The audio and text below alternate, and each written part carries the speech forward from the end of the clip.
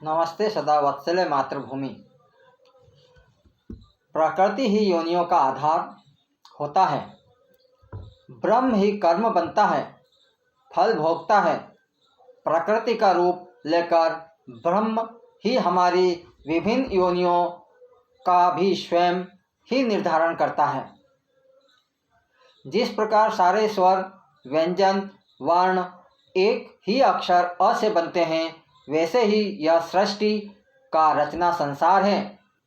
मान लो मुझे कोई कर्म करना है। कर्म की परिभाषा है क्रिया और कर्म की पूर्णता है उसका फल। जैसे परीक्षा देने से कर्म पूरा नहीं हो जाता, नई कक्षा में प्रवेश नहीं मिल सकता, इसके लिए परिणाम आना ही पूर्णता मानी जाएगी। क्या इसका अर्थ यह नहीं कि कर्म और फल दो नहीं एक ही हैं? फल कर्म के अनुरूप होंगे, इसमें संशय नहीं है। कर्म कब होगा, कर्म की क्रिया कब चालू होगी? कर्म का आधार ही मन की इच्छा है और क्रिया का आधार ही प्राण की क्रिया। बिना इच्छा क्रिया नहीं, बिना बुद्धि की सहमति के क्रिया नहीं। इच्छा नाम है माया का। या देवी सर्वभूतेषु सुधारूपेण संस्थिता। इच्छा नाम है मृत्यु का अभाव है, भूख है इच्छा। माया ही तो ब्रह्म की शक्ति है। इच्छा है उसके जागने पर ही ब्रह्म की इच्छा होती है। एको अहम बहुश्याम। चूँकि इच्छा मन में होती है और मन बुद्धि त्रिगुणी होते हैं, अतः उसी दिशा में कर्म आगे बढ़ता है। कर्म ही उपलब्धि का कारक बनता है। माया, इच्छा, कर्म, फल क्या एक ही सूत्र से बंधे नहीं हैं? यो वे भूमा तत्सुखम नाल्पे सुखमस्ति। उपनिषद वचनानुसार सुख की उपलब्धि भूमा भाव में ही हो सकती है, अल्पता में सुख की उपलब्धि नहीं हो सकती। भूमा भाव का अर्थ है निःसीमता और संकोच शून्यता। यही ईश्वर का गुण है, यही अमृत कहा गया है। अमृत ब्रह्म है, पुरुष है, आत्मा है। एको अहम बहुश्याम की कामना वाला यह पुरुष स्वभाव के बाहर एक क्षण भी नहीं रह सकता। प्रकृतिम पुरुषम चैव विद्यनादि उभावपि। पुरुष ही जगत है में अवयव कहा जाता है। इसकी अक्षर और क्षर भेद से दो प्रकृतियां मानी जाती हैं। द्विविमो पुरुषो लोकेक्षराक्षर एव च। क्षर प्रकृति आत्मक्षर व विकाराक्षर भेद से दो प्रकार की हैं। इसमें अक्षर व आत्मक्षर पुरुष की अंतरंग प्रकृति तथा विकाराक्षर बहिरंग प्रकृति है। अंतरंग प्रकृति ही मूलतः पुरुष का स्वभाव है। इसी आधार पर पुरुष सृष्टि में व्याप्त होता है। यही पुरुष का स्वधर्म है। विद्या और कर्म दोनों का समत्व होने में पुरुष पर त्रिगुण का प्रभाव नहीं पड़ता। गुणमय विश्व में रहता हुआ भी वह निर्गुण ही कहलाता है। जिस प्रकार विद्या अवयव पुरुष का स्वधर्म है, उसी प्रकार अविद्या भी उसका अपना धर्म है। अतः कर्म का परित्याग संभव नहीं है। अमृतम चैव मृत्युस्सदससा मर्जुन। प्रत्येक व्यक्ति का स्वभाव प्रकृति के अधीन है, जो तीन प्रकार का होता है, सत्व, रजस, तमस, प्रधान। तीनों ही गुण मूल में मन, प्राण, वाक, रूप अविनाभूत ही हैं। केवल अल्पता प्रधानता का भेद रहता है। चूँकि प्रत्येक कर्ता ही त्रिगुण रहता है, अतः उसके कर्म भी इसी तरह तीन प्रकार के हो जाते हैं। चौथा स्तर तो प्रकृति के पार है।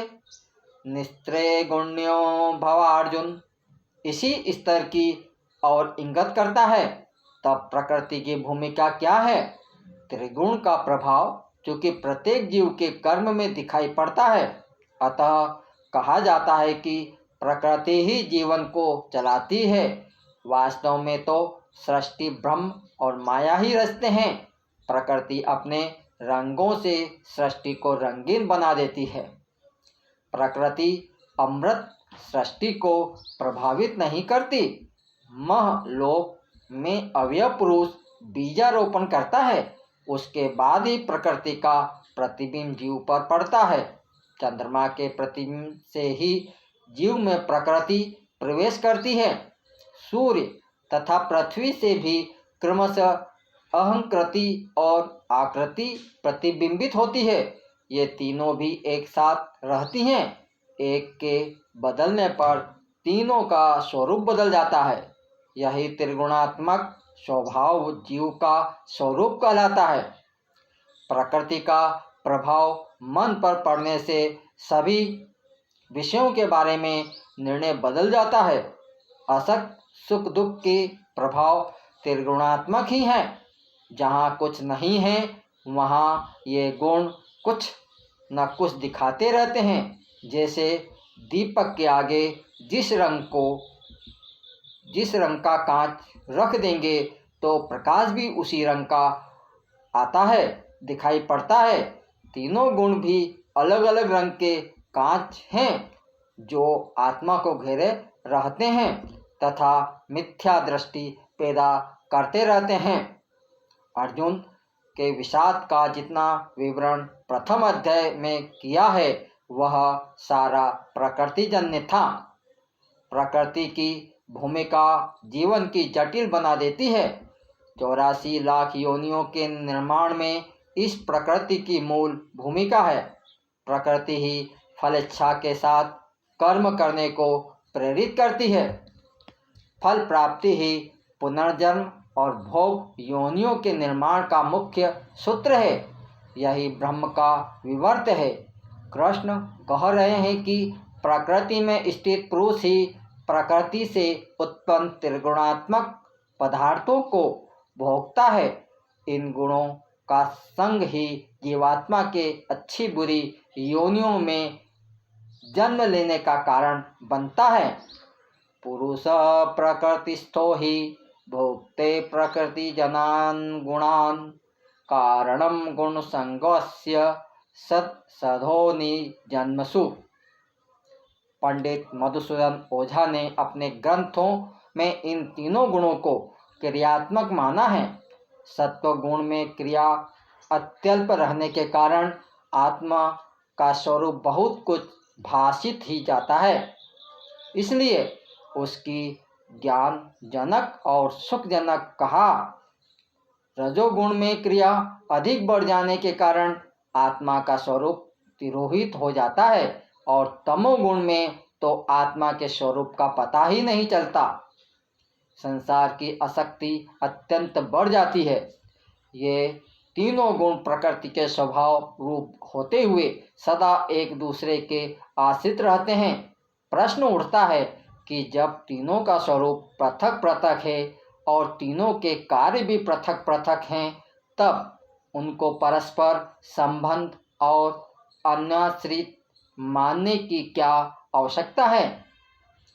अभिगीता में कहा गया है कि जैसे प्रकाश और दाहक तत्व दोनों अग्नि के गुण हैं, ये दोनों कार्य पृथक पृथक हैं, फिर भी अग्नि के ही आश्रित होकर साथ साथ रहते हैं, एक दूसरे के आश्रित होते हैं। बिना उष्णता के अग्नि का प्रकाश नहीं फैल सकता और बिना प्रकाश के उष्णता की उपलब्धि नहीं हो सकती।